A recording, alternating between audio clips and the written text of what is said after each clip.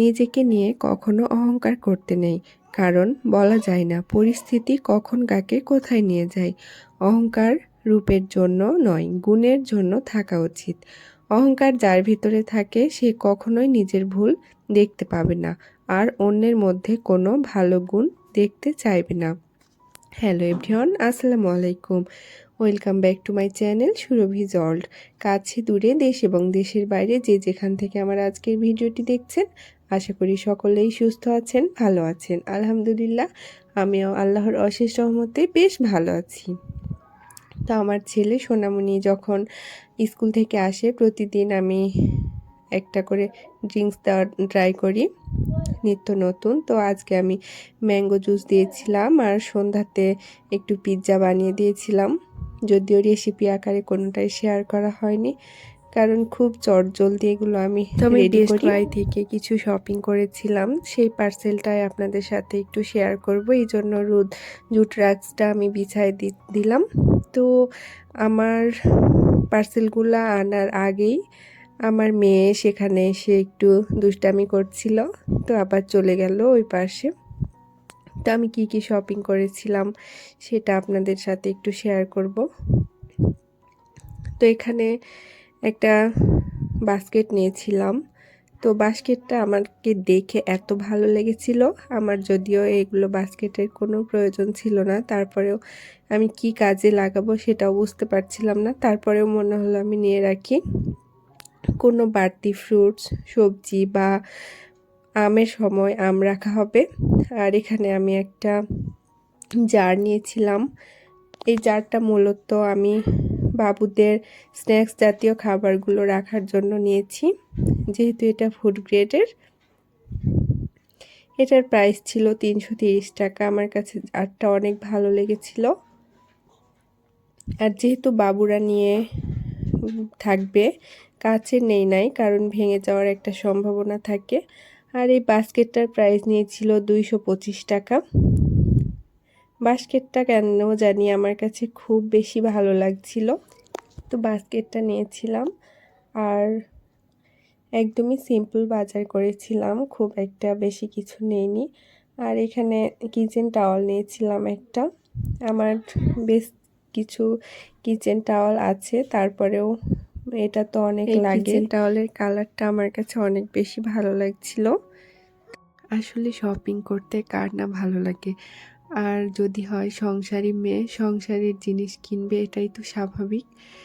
আর এটা হচ্ছে একটা জলকান্দা, এটা আমি নিয়েছিলাম।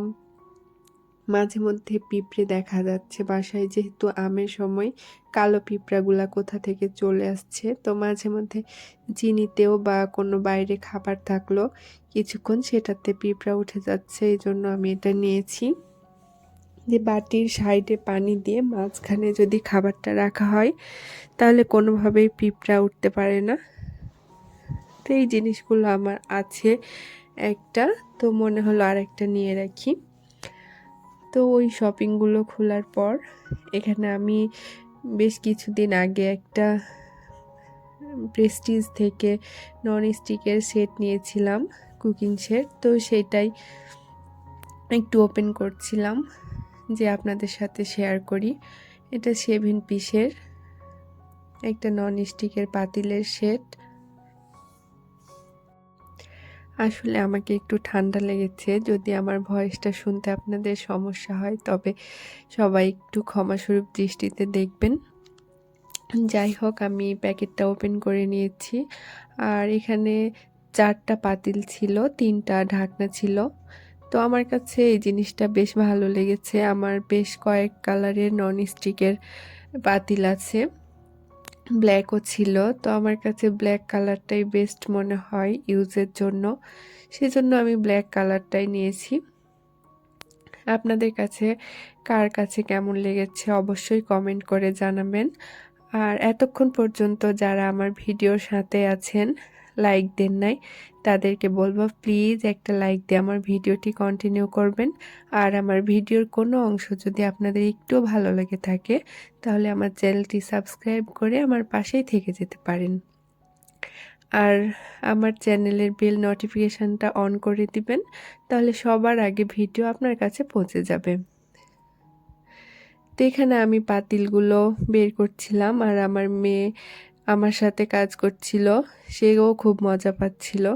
সব স্টিকারগুলোকে উঠিয়ে নিচ্ছে, আর ঢাকনার এই হ্যান্ডেলটাই শুধু লাগানো ছিল না, মাথাটা, তো সেটা আমি একটু লাগিয়ে নিচ্ছিলাম। আসলে নন স্টিকের পাতিল রেগুলার গ্যাসের চুলা ইউজ করলে যে যতই প্রতিদিন ক্লিন করা যায় বা যাই হোক, নিচের যে একটা আগুনের তাপ থাকে, এইভাবে নিচে একটা কালো আস্তরণ পড়ে যায়। তো আমার পার্সোনালি আমার কাছে মনে হয় নন স্টিকের পাতিল ইলেকট্রিক চুলার জন্যই বেস্ট। তো যাই হোক, মাঝে মধ্যে গ্যাসের চুলাতে না দিলেও হয় না, কিন্তু সাথে সাথে ক্লিন করে একটু কেয়ারফুলি ইউজ করলে অনেক দিন পর্যন্তই ননস্টিকের পাতিল ভালো থাকে। তো এই হচ্ছে আমার টুকটাক শপিং। কেমন লেগেছে অবশ্যই কমেন্ট করে জানাবেন। আর আমার তো অনেক দিন থেকে লাইফস্টাইল ব্লগগুলো দেখতে অনেক বেশি ভালো লাগে। আর আমার সকল প্রিয় আপুরা তো অনেক সুন্দর সুন্দর সংসারের শপিং করে এবং সংসারটাকে খুব সুন্দরভাবে সাজানোর ট্রাই করে। তো আমি ওর ব্যতিক্রম না, কারণ আমিও নারী।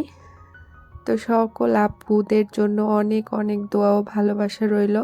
সবাই যেন সবার মনের মতো করে সংসারটাকে গুছিয়ে সুখে শান্তিতে বসবাস করতে পারে।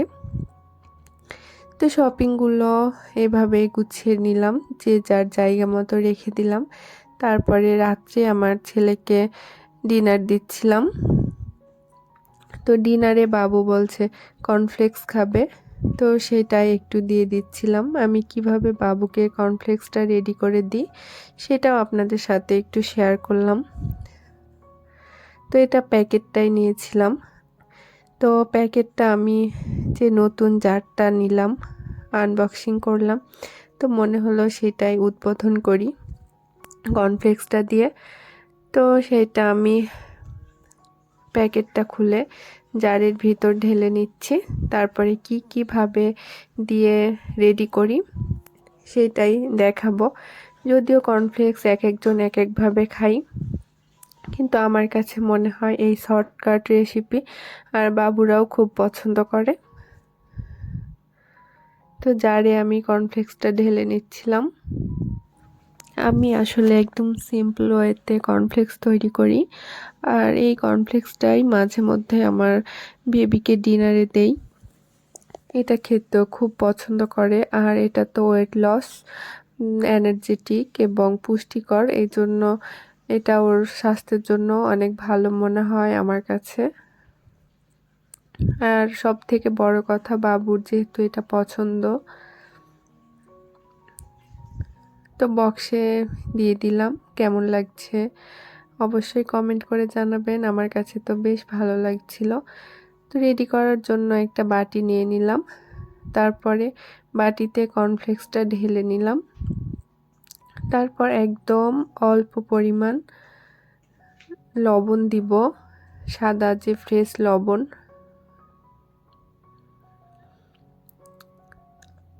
অল্প পরিমাণ দেওয়ার পর ছোট বাচ্চা যেহেতু খাবে, একটু চিনি দিলাম ওর জন্য, একদম অল্প পরিমাণ, হাফ চা চামচের মতো।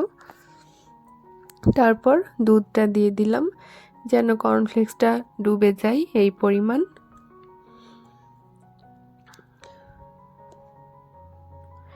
দুধটা দেওয়ার পরে 5 থেকে 6 মিনিট একটু ওয়েট করে, যখন কর্নফ্লেক্সটা একটু ভেজা ভেজা হয়ে যাবে, তখন চামচ দিয়ে নেড়েই বাবুকে আমি এটা দিয়ে দিব। বাবু এটা অনেক পছন্দ করে খায়। কথা বলতে বলতে ভিডিওর প্রায় শেষ পর্যায়ে চলে আসছি। সকলের সুস্বাস্থ্য কামনা করে ভিডিওটা এখানেই শেষ করছি। সবাই সুস্থ থাকবেন, ভালো থাকবেন। Thank you. আসসালামু আলাইকুম।